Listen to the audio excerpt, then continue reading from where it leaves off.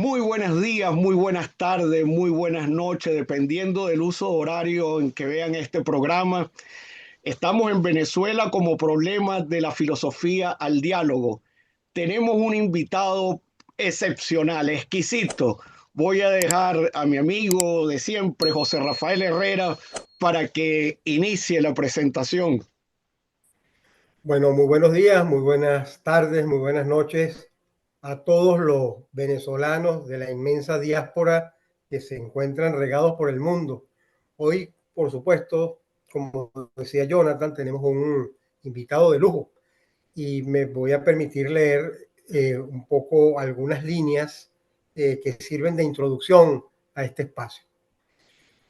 Hay hombres que convierten la palabra en un refugio, un desafío, un lienzo donde se pintan las contradicciones del alma humana.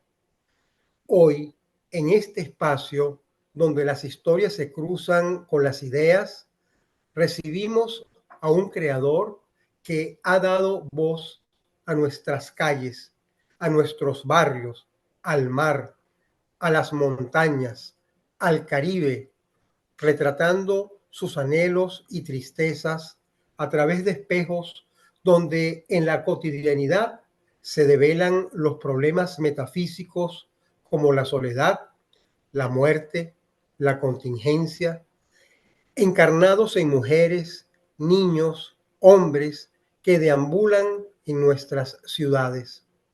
Hoy nos acompaña Leonardo Padrón, nacido en Caracas el 12 de noviembre de 1959. Poeta, guionista, cronista, locutor, editor y productor. Su vida es un tapiz de palabras que captura la furia, la ternura y la resistencia de nuestra existencia. Licenciado en Letras por la UCAP en 1981, abandonó la ingeniería de sonido en Tennessee para abrazar la literatura.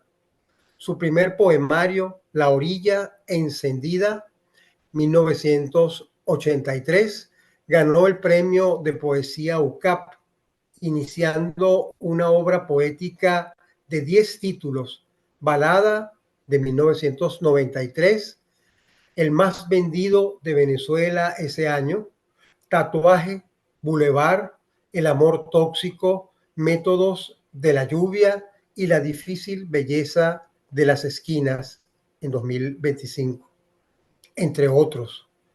Padrón fue parte del grupo Guaire, un movimiento poético de los años 80 que con Rafael Arráez Luca, Luis Pérez Orama, Armando Hall, Nelson Rivera y Alberto Barrera Tisca, llenó Caracas de recitales urbanos cargados de humor e ironía, celebrando la ciudad como un espacio complejo, ni infierno ni paraíso, sino como nuestra hallaca, plato típico de diciembre, que es un todo mezclado, un hidraje multicultural.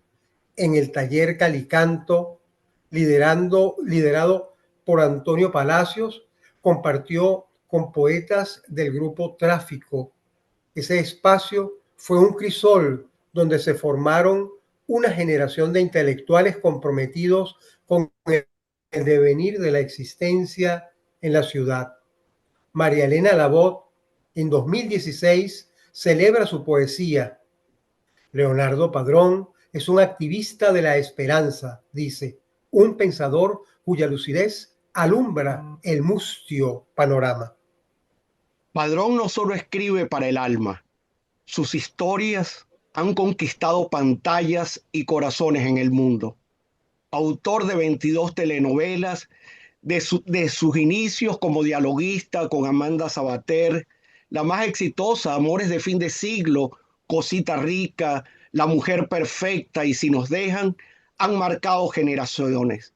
Su serie Pálpito logró 68 millones de horas de visitas en su primera semana y Accidente fue la serie no inglesa número uno. Alberto Hernández destaca su genio recordando la telenovela que se desarrolló en el barrio República. En Cosita Rica, Padrón logró un retrato sociopolítico de Venezuela con personajes como Legario, un alter ego del poder que resonó en un país convulso. Así lo dijo. Sus unitarios para televisión como La Madame, Cuerpos Clandestinos y Luna de Sangre, los documentales como Ángeles Desterrados y El Santo Negro reflejan su versatilidad. En teatro, Piaf, Voz y Delirio y espectáculos como El Debate muestran su conexión con el público. Su audiolibro, Fuera de Serie, y su rol como editor de Llámalo Amor si quieres, con 60.000 ejemplares vendidos, amplían su legado. La caracterización que realizamos de nuestro invitado se muestra traslúcida en un fragmento de su poema Caracas de Boulevard que dice así: Caracas, mi vicio más carnal, mi callejón sin lámpara, mi selva de cemento, donde el sol se quiebra y la noche se arma. Leonardo Padrón es un cronista de nuestra memoria colectiva. Sus libros, Crónica de la Vigilia, premiado por Fundarte, Kilómetro Cero, Se busca un país y Tiempos feroces, son, como dice Alberto Barrera Tisca, un mapa personal de vida, la crónica de una época cuyo palimpsesto es el país. En el programa de entrevista Los Imposibles, con 8 temporadas y 7 ediciones, ha entrevistado a titanes de la cultura hispana, con más de 30 galardones nacionales e internacionales, incluyendo el Pro 2022 como pilar de la industria, el Tacarigua de Oro 2023, el Premio Guillermo Fantástico González y nominaciones a los premios Platino, India Catalina y Chip TV. Su impacto es global. Su literatura infantil como La jirafa y la nube y La niña que se aburría con todo muestra esta gran versatilidad en la escritura y la inquietud para que la lectura se transforme en un camino de redención y búsqueda desde la infancia. Su docencia en LUCAP, talleres en Salamanca y la presidencia del Caracas Press Club reflejan su compromiso y defensa de la libertad de expresión. Su presencia en la Feria del Libro de Madrid, firmando Tiempos Feroces y La difícil belleza de las esquinas, consolida su vínculo con lectores de distintos países. ¿Qué lo impulsa a crear en Tiempos Feroces? ¿Cómo muestra esa belleza en una Caracas que, como dice su poema, es un callejón sin lámpara? Tenemos hoy el honor y el gusto en Venezuela, como problema de la filosofía al diálogo, de conversar con este reconocido escritor que nos honramos en presentar, Leonardo Padrón. Muy buenos días. Caramba, caramba, muchísimas gracias, qué maravillosa presentación, qué generosa, de verdad se las agradezco muchísimo. Es un hermoso regalo para comenzar el día. Muchas gracias. Oye, Bueno, yo no sabía que éramos del 59 los dos. Ah, Somos hijos de la sí, democracia. exactamente, tal cual, Nacimos con la democracia en Venezuela. así es. bueno, Leonardo, nosotros queremos que hagas un viaje a tu juventud, allá en los 80. Cuéntanos cómo fue que surgió esa idea en ti de mezclarte con la palabra, con irte a estudiar literatura, a meterte en un taller que creo que deberíamos en este programa hacerle un gran homenaje a Antonia Palacio, porque se formó una gran generación de escritores en sus talleres. Cuéntanos esa experiencia a todos los que vemos este programa. Bueno, efectivamente yo creo que los años 80 fue una década muy interesante y decisiva, diría yo, para marcar el rumbo de lo que fue la literatura venezolana a partir de allí, porque, bueno, marcó el nacimiento de dos grupos literarios como Tráfico y Guaire, que tenían como un mismo norte en común, que era la relación del poeta con su entorno, ¿no? Era despojar un poco toda la construcción de la imaginería poética venezolana que estaba muy enraizada con la formación eh, que se había tenido de la lectura de los poetas franceses, de la poesía modernista, etcétera, etcétera, ¿no? Ahí pasó algo muy interesante que pocas veces se ha dicho, que es cuando tú te das cuenta cómo ciertas figuras pueden marcar a una generación. Eh, en la Escuela de Letras de la Universidad Central y en la Escuela de Letras de la Católica daba clases simultáneamente un poeta y profesor llamado Hugo Achugar, que era uruguayo, ¿no? Es uruguayo. Y él, en sus clases de poesía, nos abrió en aulas distintas, una en la Central y otra allí en Montalbán, en la Católica, nos asomó a una cantidad de poetas que no estaban en el mainstream, por decirlo de alguna manera, de la poesía que se consumía en Venezuela, ¿no? Y que eran poetas, lo que llaman poetas conversacionales, ¿no? Poetas como José Fernández Retamar, como Enrique Lin, como Roque Dalton, eh, poetas que, bueno, el mismo Ernesto Cardenal, ¿no? Poetas que tenían una relación con la palabra menos solemne, más llena de cotidianidad, donde el humor, la ironía, incluso el bolero, eh, tenían cabida, ¿no? Y entonces, de hecho, el manifiesto que el grupo Tráfico, donde estaba Armando Rojas Guardia, eh, Rafael Castillo Zapata, Yolanda Pantin, hicieron, comenzaba la primera frase de ese manifiesto, decía, venimos de la noche y hacia la calle vamos, parafraseando el primer verso del gran poema de Vicente Gervasi llamado Mi padre el inmigrante, que dice, venimos de la noche y hacia la noche vamos, que es un verso absolutamente existencialista, metafísico, bueno, que ahí está atrapado en ese verso lo que es efectivamente la cruzada humana, ¿no? Eh, Ujú. venimos de una noche y vamos hacia otra noche, ¿no? Y la vida es ese relámpago de luz que están entre esas dos grandes noches, ¿no? Como ha dicho Octavio Paz también en El laberinto de la soledad, que nacemos solos y morimos solos y entre esas dos grandes soledades ocurre la vida, ¿no? La Eh, terredad, como decía Eugenio Montejo. exactamente. Entonces, claro, era, bueno, un manifiesto de vamos a buscar la luz, ¿no? Y era bueno, asaltar la calle a través de la palabra poética, ¿no? Hacer recitales en cualquier cantidad de sitios, ¿no? No solamente en los sitios predecibles, que podrían ser mm, las aulas de clases o las librerías, sino en galerías de artes, en plazas públicas. Fue de verdad un momento precioso que coexistía simultáneamente con la existencia en esa época de los talleres literarios, ¿no? Que también marcaron muchísimo mi generación. Estaban los talleres literarios del CELAR, del Centro Rómulo Gallegos.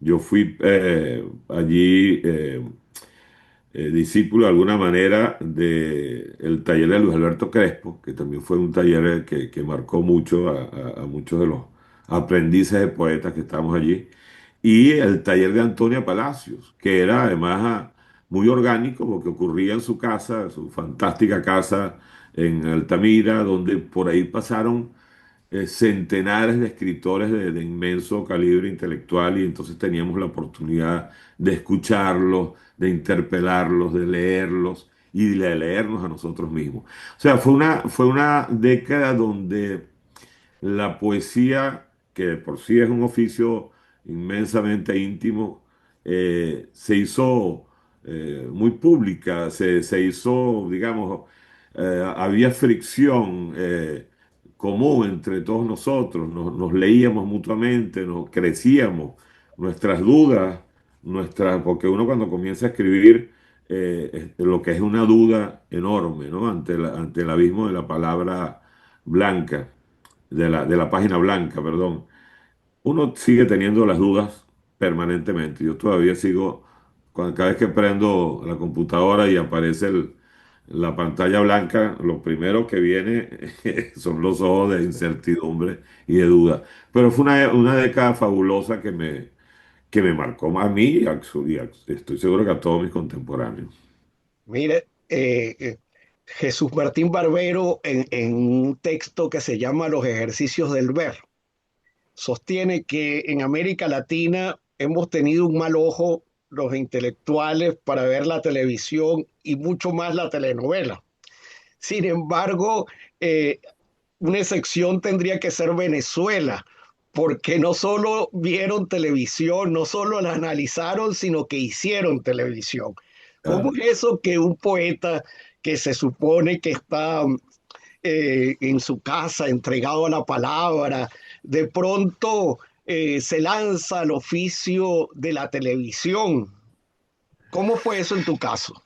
bueno, mira, a ver, si te pones a ver, ahí hay un elemento común que es la palabra escrita, ¿no? Solamente que una es para escribir, bueno, lo que llamaba Juan Liscano, él decía que la poesía era como el penthouse de la literatura, ¿no? Que siempre me pareció una definición maravillosa. Y la otra, más bien, es una escritura que se conecta con la cultura de masas, ¿no? Que está buscando justamente conectarte con millones de personas. Entonces son como los dos extremos de la cuerda, ¿no? Esa cuerda que es la escritura, la palabra escrita.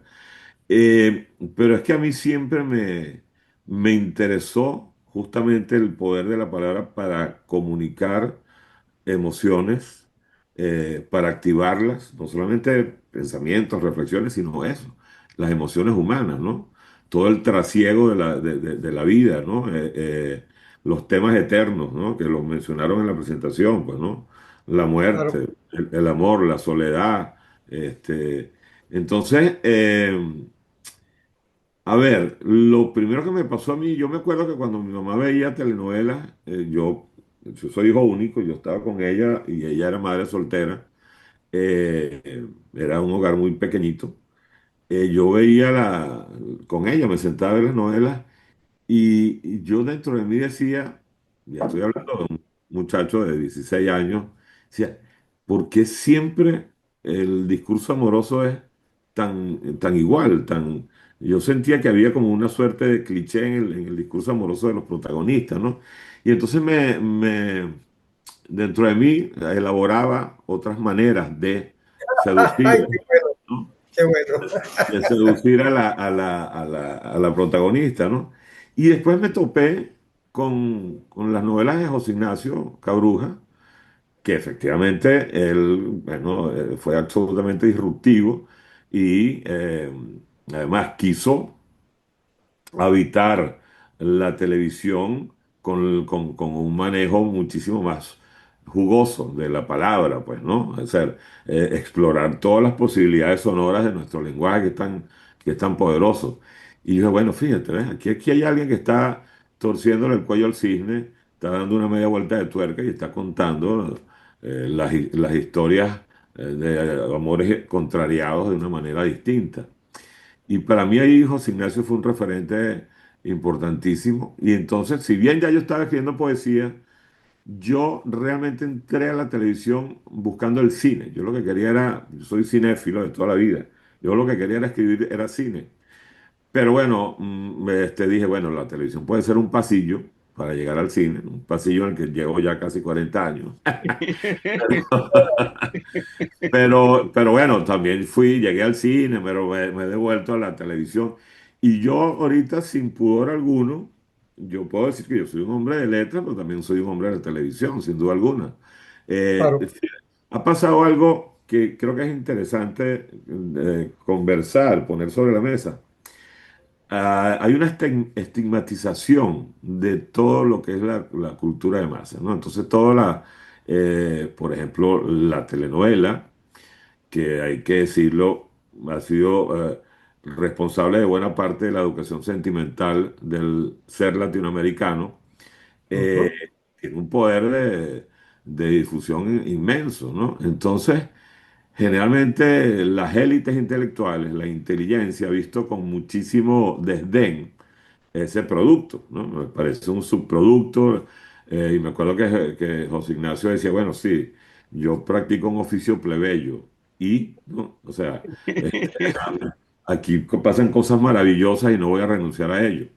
Hasta que se hartó de justificarse y a mí me parece estupendo porque yo recuerdo cuando yo entré a escribir en la televisión, escritores amigos, poetas amigos, contemporáneos, de alguna manera decían, me señalaban y decían, oye, le vendiste el alma al diablo, ¿no? Pues te metiste en la televisión, ¿no? En el pantano de la televisión, de los productos comerciales. Y yo decía, bueno, es que a mí nadie me va a quitar el placer que estoy sintiendo de que algo que escribo en la soledad de mi habitación, mis cuatro paredes, bueno, recorra el país entero y se vaya más allá de las fronteras y logre convocar a millones de personas a la misma hora frente a la pantalla de un televisor para ver un cuento que yo estoy echando. O sea, eso es, creo que cualquier escritor quisiera tener esa maravilla y el que diga que no está mintiendo descaradamente, ¿no? Claro, claro. A- a- Ent- Además, porque fíjate, desde el lado de la tradición de izquierda, dicen que el que ve televisión pues se enajena. Y Exacto. desde la tradición de la derecha, tú puedes seleccionar pues un documental y no ese bodrio. Entonces un desprecio profundo Absoluto, profundo. desde Y que, las dos Claro, tradiciones de derecha e izquierda, pues en términos de análisis de la pero, comunicación. pero en realidad una cosa como la que empezó a hacer José Ignacio, bueno, era una cosa subversiva, enormemente subversiva, porque se introducía en ese, digamos, universo de lo que tú llamabas la educación sentimental latinoamericana, y wow, era explosivo porque cambiaba los parámetros, cambiaba los patrones, ¿no?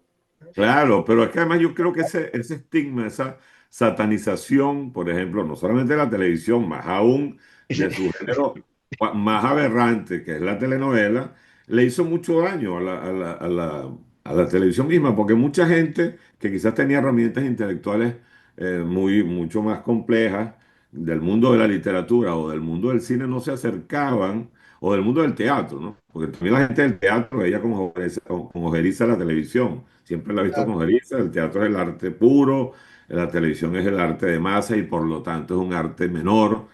Y yo creo que, bueno, fíjate, en la televisión venezolana, como tú bien lo decías, Jonathan, estuvieron Salvador Garmendia, José Ignacio Caruga, Román Chalbó, Ixen Martínez, el mismo Alberto Barrera, César Miguel Rondón.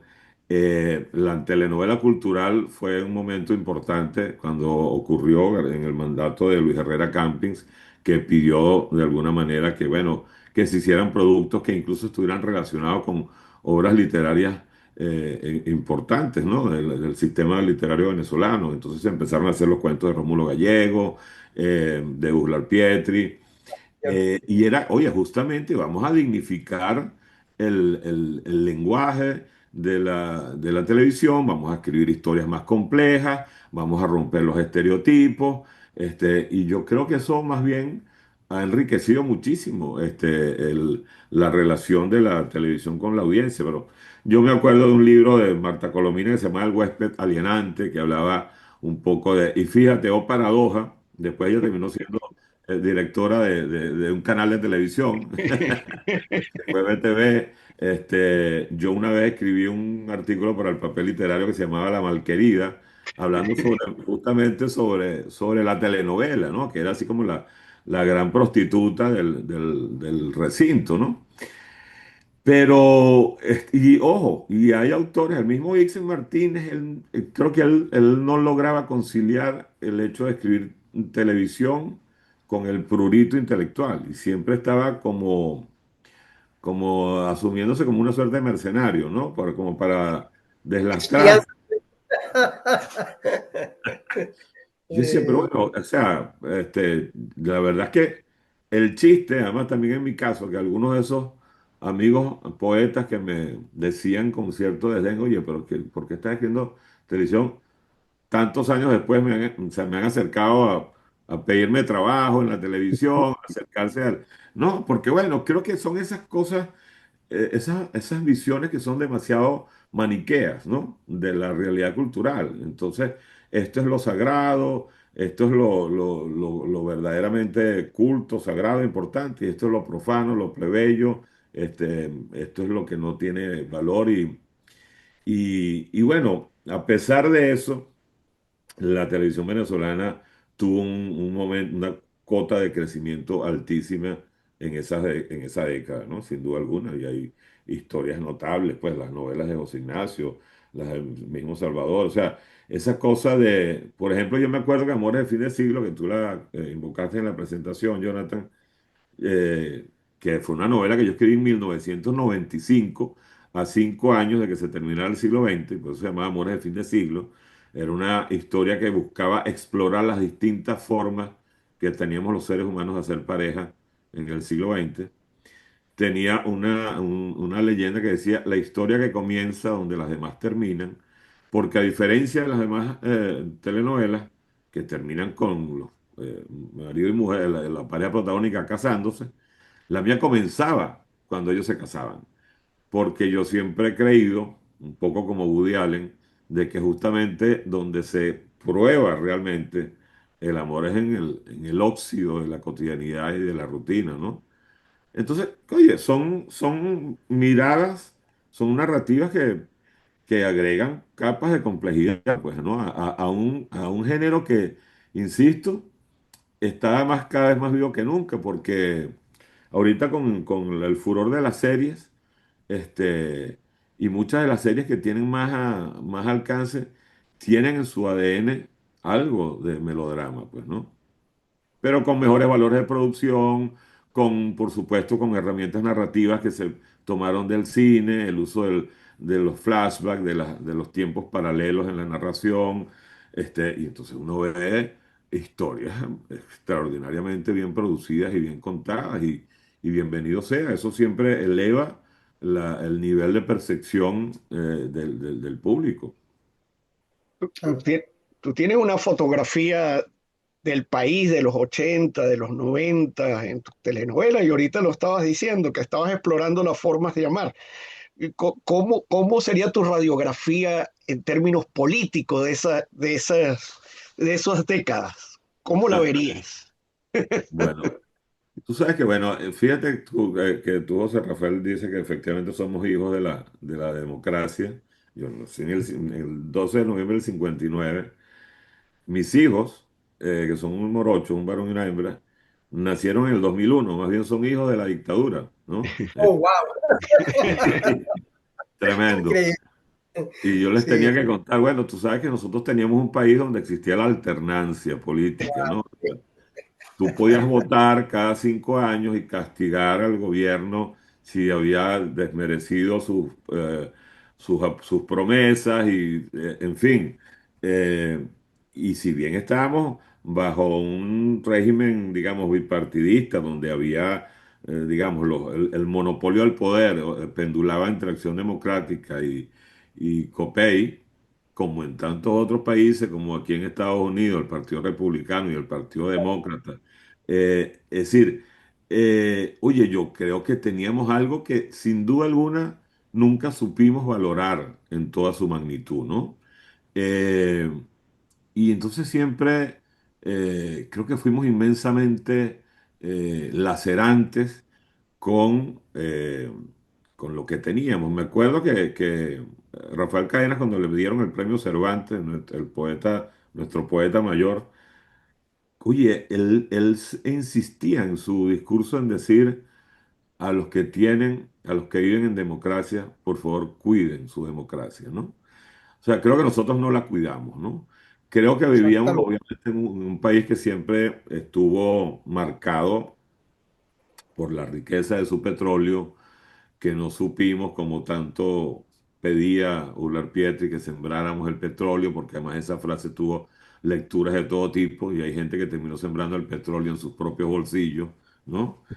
Eh, y creo que tenemos una cosa que nos ha marcado, eso que decía Ana Teresa Torres en La herencia de la tribu, que es el libro maravilloso, decía que hay pasados que nunca podemos dejar atrás. Y creo que Venezuela le ha costado muchísimo dejar atrás su pasado militarista, ¿no? Toda esa, la épica, ¿no? De la independencia, el tener una estatua de un prócer en cada plaza, ¿no?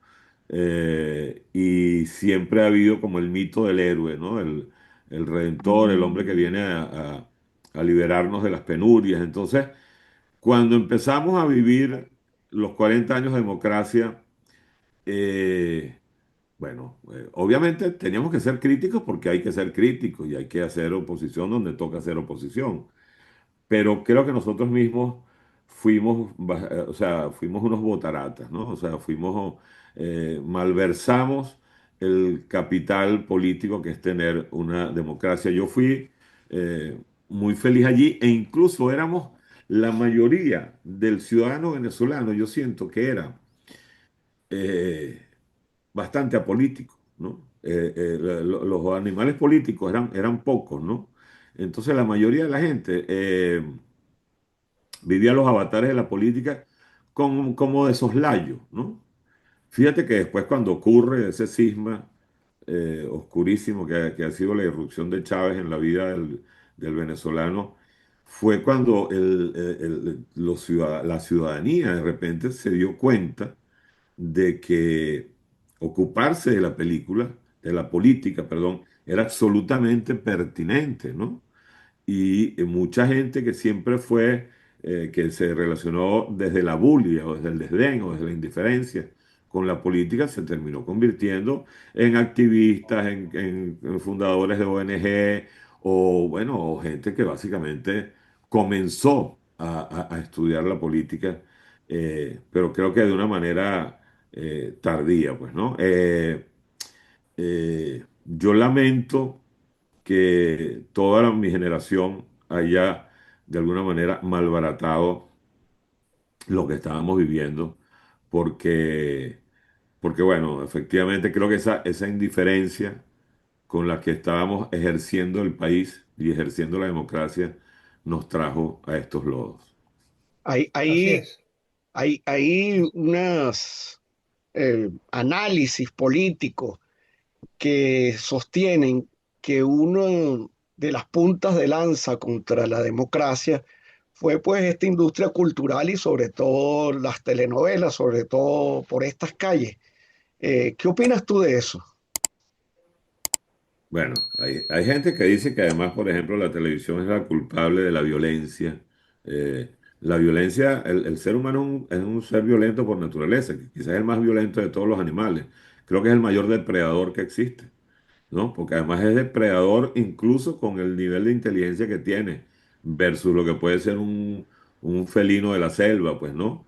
Eh, entonces, me parece absolutamente simplista y una lectura absolutamente equivocada de lo que es además la condición humana. Endosarle a un producto como la televisión, por ejemplo, la responsabilidad de la violencia del ser humano y en el caso concreto de Venezuela, que recuerdo que mucha gente empezó a abonar la tesis de que por estas calles había sido la culpable, una de las corresponsables de la caída de la democracia y del advenimiento de un personaje tan siniestro como Hugo Chávez. Eso es absolutamente absurdo, pues eso no tiene mayor peso. Obviamente incrementó por estas calles eh, el, la- el volumen de la crítica a nuestros gobernantes en ese momento. Obviamente se empezaron a satanizar muchísimo los partidos políticos y se empezó a generar como una sensación incluso hasta de asco por lo que era la clase política, ¿no? Y uso el término que suena fuerte, pero lo uso con toda la pertinencia posible porque creo que eso también nos hizo daño, sin duda alguna, ¿no? Pero no Sí. como para otorgarle la responsabilidad a una telenovela, pues por Dios, El ¿no? discurso de la antipolítica, ¿no? ¿Perdón? El discurso de la antipolítica. el discurso de la antipolítica. Eso nos ha hecho muchísimos años porque entonces, claro, se buscaba al redentor, al outsider, la figura del outsider, ¿no? Para que nos salve de la plaga de la clase política, que es una clase corrupta, que lo que le interesa básicamente, bueno, nutrirse de la inmensa riqueza del subsuelo venezolano, etcétera, etcétera. Bueno, sí, efectivamente entre el sistema democrático venezolano hubo muchísima corrupción, pero pues, podemos compararla con la corrupción que ha surcado estos últimos 25, 26 años del país. O sea, creo que aquella era casi un juego de Boy Scouts, ¿no? Entonces, sinceramente, me parece, no, no, fíjate, ese discurso de la antipolítica nos ha hecho muchísimo daño. Y creo que, por ejemplo, es el que ha hecho que en un país como los Estados Unidos haya llegado al gobierno una figura como Donald Trump, que tiene wow, tiene un expediente bastante inquietante, ¿no? En Sí, términos señor. éticos. Ahora, si bien es cierto, había una antipolítica, también había una fragilidad de nuestras instituciones. Porque una telenovela como Por estas calles, muchos críticos la muestran como esa punta de lanza. eh, Esa punta de lanza no podía tener fuerza si tienes unas instituciones fuertes. ¿Y por qué será que nuestras instituciones, fíjate, es el periodo donde se masifica la educación, donde por vez primera tenemos una gran cantidad de estudiantes en la universidad?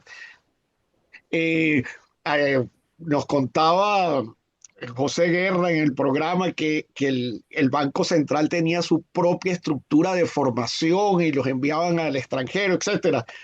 ¿Por qué tú crees que eso de pronto se resquebrajó así como un castillo de naipes? Sí, es que es complejo lo que nos ha pasado. Yo creo que los venezolanos estamos permanentemente volteando la mirada hacia el pasado para terminar de entender por qué llegamos a donde llegamos. Y yo creo que tiene que ver, insisto, con ese anclaje que hay en el ADN del gentilicio venezolano con nuestro pasado militarista, pues, ¿no? Eh, Ujú. ese cultivo de la figura del prócer, del líder, del salvador único, ¿no? Del gran hombre carismático que va en él se encarnan todas las bondades del deber ser venezolano, ¿no? Eh, y creo, Jonathan y José Rafael, que en cualquier sistema político existe esquemas de corrupción. En Estados Unidos, mira, yo ahorita que tengo ya 8 años viviendo en Estados Unidos y que lo estoy viviendo de cerca, o sea, la tengo aquí, pues en la punta de la nariz, me he dado cuenta que toda esa fábula que se ha sembrado sobre Estados Unidos como una república blindada, llena de inmensos valores democráticos. eh, Oye, cuando tú la ves de cerca, le empiezas a ver las grietas a este primer mundo, a la primera potencia del mundo. Y tú te das cuenta que aquí también hay corrupción y hay escándalos inmensos y hay rincones oscurísimos, ¿no? Pues es que todo está cosido a la naturaleza humana. Entonces nunca vamos a conseguir sistemas políticos perfectos. Todos son inmensamente perfectibles. Entonces, partiendo de esa premisa, yo creo que fuimos muy duros con nosotros mismos. Eh, yo fui parte de los beneficiarios, o sea, yo fui becario de la Gran Mariscal de Ayacucho, que fue un programa de becas que auspició Carlos Andrés Pérez en su primer gobierno y que la premisa era extraordinaria. O sea, cultívense en las mejores universidades del mundo y vuelvan y retribuyannos eso, ¿no? Para seguir haciendo este país mucho más rico. Eh, o sea, que haya pasado lo que pasó, la debacle que pasó, bueno, tiene que ver con, no sé, pues con que la rebatiña de dólares se volvió delirante, ¿no? y con que efectivamente creo que el venezolano también ha estado marcado muchísimo por esa cosa de la picardía caribeña, que uno muchas veces se ufana de ella como diciendo, ¿sabes? Como cuando, por ejemplo, en el béisbol dices de alguien que juega Caribe, porque entonces juega con picardía y entonces se roba la base cuando el otro está descuidado, etcétera, etcétera. Y muchas veces celebramos, mira qué pícaros somos, Sí, qué sí. avispados somos. También hemos sido muy pícaros para robar, ¿no? Y hemos sido muy pícaros para desatender los valores, las reglas de juego. El venezolano que se come la luz y que se mete y se estaciona donde no debe porque es un momentico ya yo vengo, o que le moja la mano al otro con, ¿sabes? Con 100 bolívares. Yo digo ahorita 100 bolívares y ahorita deben ser $100. Bueno, $20, pues ahorita $20 es mucho dinero ya. Este, Creo que esa alma pícara que además que nos viene desde las carabelas de Colón, oye, nos ha hecho mucho daño. Claro. Mira, quisiera volver a tu biografía. Eh, ¿Por qué ese interés, si bien es cierto, has dicho el interés por la palabra, es como muy impresionante los diversos campos que tú has abordado, o sea, el teatro, el cine, literatura infantil? ¿Por qué esa, como esa compulsión de dar cuenta en distintos ámbitos, en distintas esferas? ¿Por qué eso? Tan extraño. Yo no sé si es compulsión, pero me llama la atención el término. Pero mira, quizás como forma de probarme a mí mismo, ¿no? Y de abrir gavetas, pues, ¿no? Es como inquietud cultural, pues, ¿no? Por ejemplo, un género que a mí me encanta, que es la crónica. Fíjate que yo llegué a la crónica justamente a raíz, por ejemplo, en mi época democrática, yo nunca estuve vinculado a partidos políticos. Tengo muchos amigos que estuvieron en las filas del MAS, y eso que yo voté por el MIR, voté por el MAS, o sea, yo fui una persona que siempre tuvo tendencia hacia la izquierda, ¿no? Hacia la izquierda lúcida, pues hacia la izquierda sana, ¿no? De Teodoro y Pompeyo. Exacto. Hay muchas formas de ser de izquierda, ¿no? Este, y siempre perdía mi voto, por supuesto. Yo nunca voté ni por los adecos ni por los copellanos. O sea, en mí había bueno, creo que todos tenemos en esa época una inquietud porque el mundo sea un ejercicio de igualdad y de justicia y, ¿no? Y de oportunidades para todos, etcétera, etcétera. Pero yo me empiezo a interesar por la cosa pública a raíz del advenimiento de Chávez, pues, ¿no?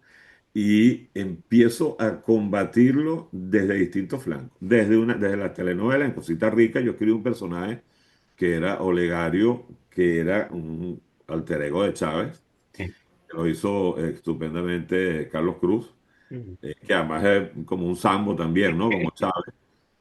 Y entonces yo puse un personaje extremo, absolutamente disparatado, megalómano, egocéntrico, delirante, que mandaba a poner fotos de él en todas partes. Él era como presidente de una fábrica de perfume.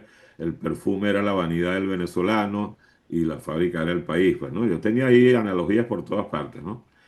Y la gente, o sea, yo quería ponerle a la gente el espejo de, mira, mire por quién votaron muchos de ustedes, ¿no?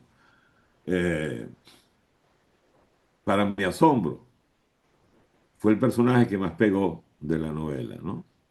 Pues entonces a la gente le parecía divertido, la gente cada vez que salió Olegario se reía, se carcajeaba y era el villano de la historia, ¿no? Entonces, claro, a mí me permitió entender como escritor por qué Chávez había logrado lo que había logrado, ¿no? Porque Sí, por supuesto, señor. por el Pero carisma, explícanos ese razonamiento que tuviste. Importantísimo esto, importantísimo. es que además yo me preocupé, porque yo decía, yo lo que quiero es que la gente lo deteste, ¿no?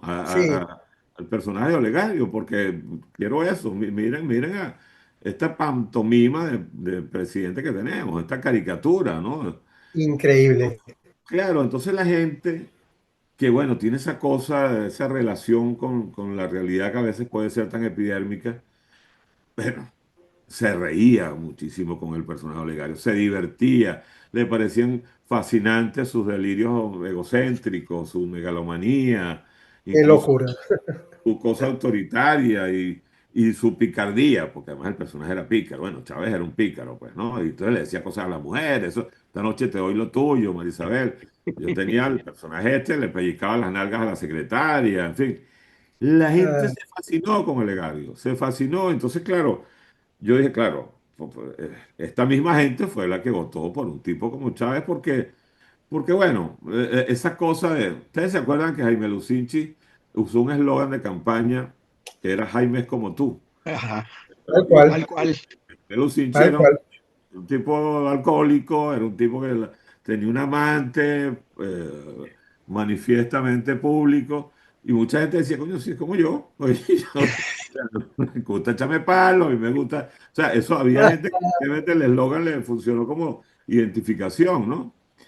Y otra cosa que tenía el personaje de Olegario es que era un resentido, porque a él lo había abandonado el papá, porque, bueno, por su origen social, porque nunca había tenido acceso a los privilegios de la clase alta, y eso generó identificación también con la gran masa que ve las telenovelas, ¿no?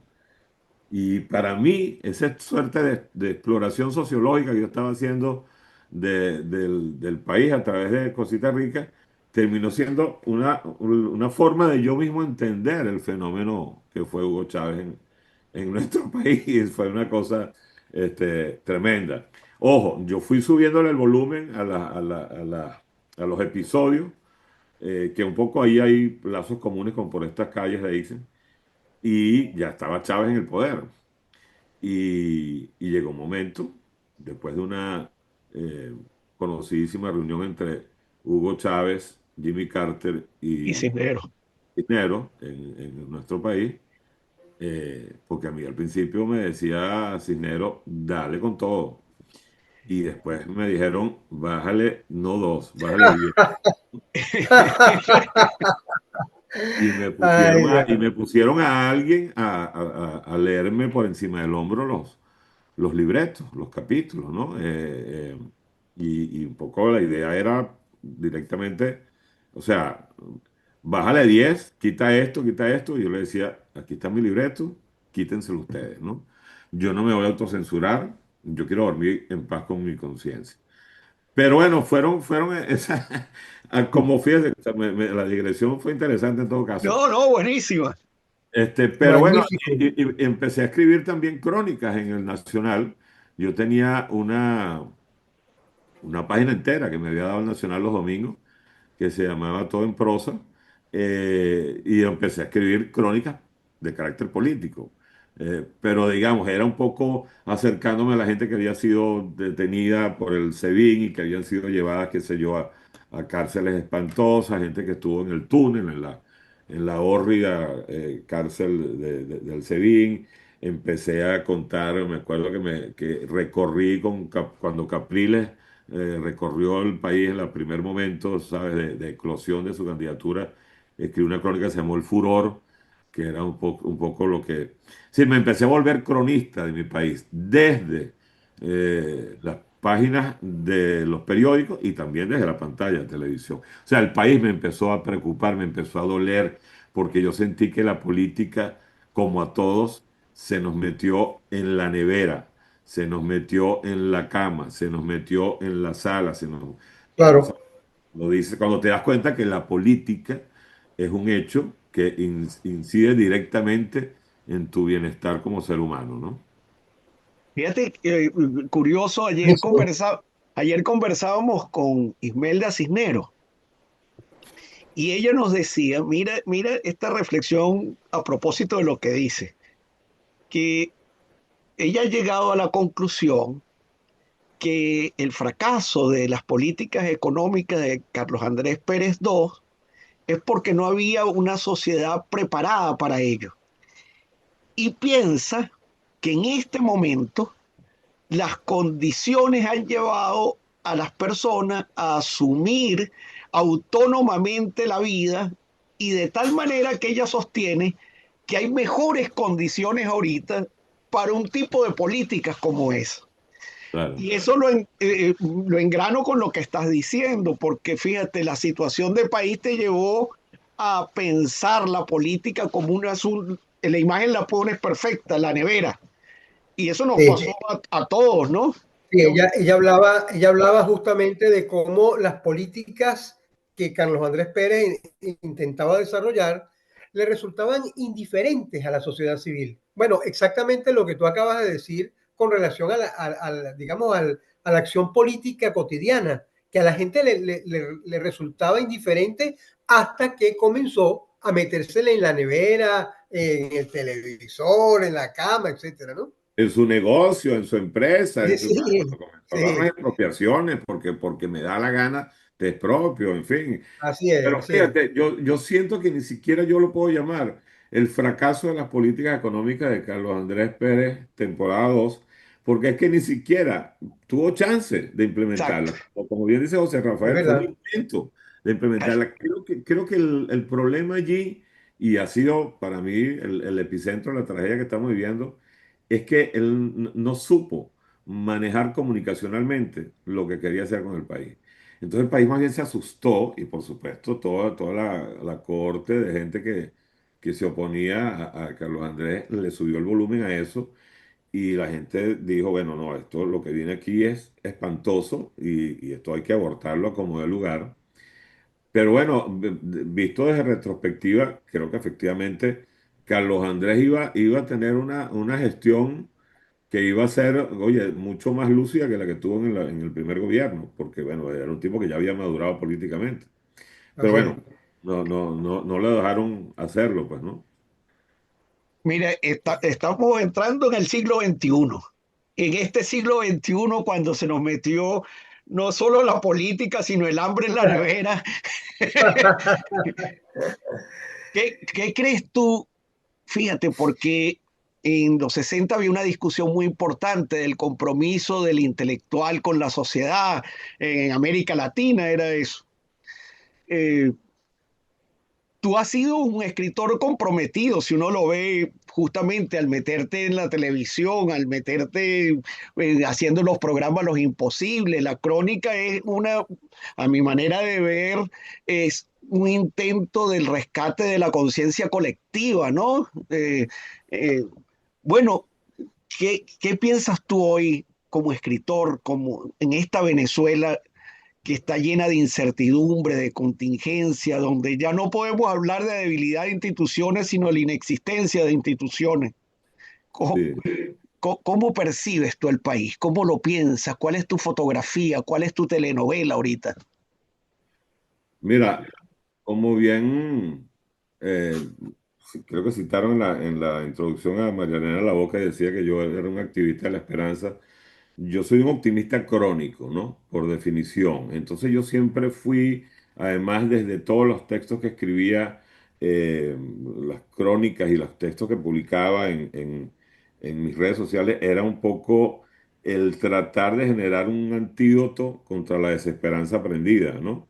Que es, creo que es lo más grave que tenemos ahorita los venezolanos y que vemos que en el fondo es, digamos, el venezolano, como cualquier ser humano, sabe que su última baraja es la esperanza. Entonces, si de repente te apabulla la realidad y te apabulla al nivel represivo, feroz, sórdido, siniestro del chavismo, la gente siempre tiene esa barajita ahí, pues no la saca de su almohada. Fíjate cuando María Corina activó las primarias, en la campaña de las primarias, cómo se volvieron a revolver las calles, ¿no? Se volvió allá, la gente salió de donde estaba, salió de la indiferencia, del marasmo y se activó. Y claro, volvió a pasar otra vez, por supuesto, porque el régimen le subió el volumen a la represión. Eh, a ver, a mí me duele muchísimo ver cómo se ha deteriorado tanto la vida del venezolano que ahora tú ves por todos lados la cantidad de campañas de GoFundMe para atender la dolencia de algún pariente de uno. tú no veías eso antes de la democracia, o sea, nadie andaba Nunca, haciendo sí. vacas colectivas, ¿no? Así Para es. vender, porque todo el mundo tenía una moneda que era lo suficientemente sólida, así tuvieras el sueldo de un profesor universitario o así tuvieras el cargo que tuvieras, tú podías solventar tus urgencias domésticas, personales, de salud. Ahorita no, ahorita tú te das cuenta que hay un nivel de precariedad en la vida nuestra tremendo. Y esa precariedad también está, por supuestamente, bueno, en que se atomizó por completo a la familia venezolana. Todos, digamos, somos ahorita, habitamos la nostalgia. Todos estamos hechos de adioses. Todos hemos tenido que despedirnos o despedir gente, porque estamos en cualquier geografía. Entonces, obviamente, nosotros como sociedad no podemos permitir que esto se termine inoculando como una forma de vida como nación. Y yo pienso que, aunque además en general el planeta está viviendo unos tiempos bastante enrarecidos, turbios, poco ejemplarizantes, la verdad que el siglo XXI ahorita está dándose tumbos entre la locura y la cordura, ¿no? Y abrazando más la locura que la cordura. Sí, Bueno, señor. yo creo que nosotros tenemos que ser cada vez más activistas de la esperanza que nunca. Y la gente necesita que los referentes que tengan, desde donde venga, desde un cantante pop hasta un filósofo, hasta un deportista, hasta un animador de televisión, hasta un líder de una ONG, tiene que estar sacudiendo el marasmo y evitar claudicar, ¿no? Porque eso es lo que ellos quieren, que terminemos anestesiendo y nos convirtamos en lo que lamentablemente ahorita es Cuba, ¿no? Y a pesar de eso, en Cuba de vez en cuando hay ciertos relámpagos de reacción, pero bueno, yo no me permito en mí mismo, y yo perdí mi país, perdí mi casa, perdí mis referentes, como tantos millones de venezolanos. ¿Sabes lo que me duele haber perdido mi biblioteca? He tenido que construir otra biblioteca. Nosotros también, nosotros también. Estamos fuera, pues.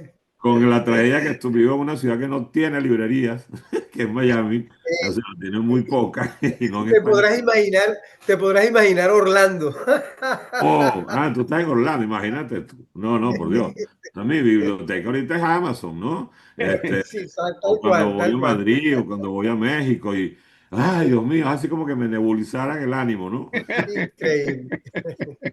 Entonces, no, o sea, yo creo que imperativamente nosotros tenemos que recuperar el país.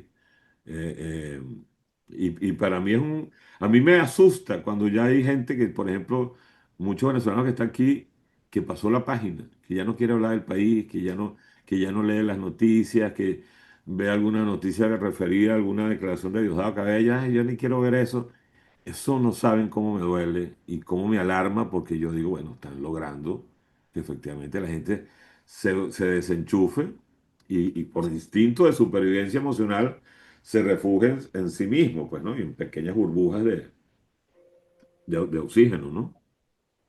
Pero tú crees que, ¿cómo ves la cosa, digamos, en un futuro inmediato? Yo de verdad soy tan optimista como tú. Yo también, además porque soy un lector de Hegel de toda mi vida, Jonathan lo sabe, y Hegel es un optimista.